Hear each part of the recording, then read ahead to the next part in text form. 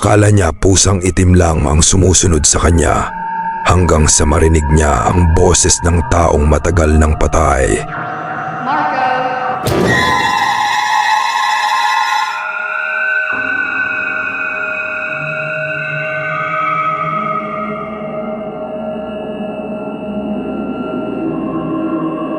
Hindi ako lumingon.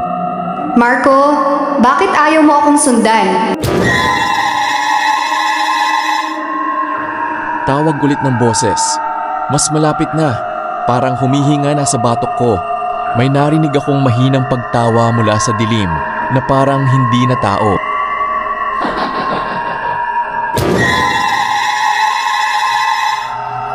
Nagtuloy-tuloy ako sa pagtakbo hanggang sa makarating ako sa pagkain.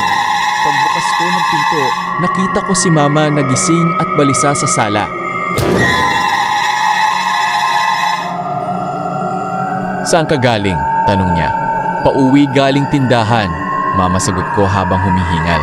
Umiling si Mama. Maputla ang mukha. Hindi ka pa bumabalik, Marco? Kanina pa kita nakikitang nakatayo sa tapat ng gate namin. Nakatingin lang sa loob. Dahil kung sino man ang nasa labas kanina, hindi ikaw yon. At sa labas ng pinto, may narinig kaming kumalmot.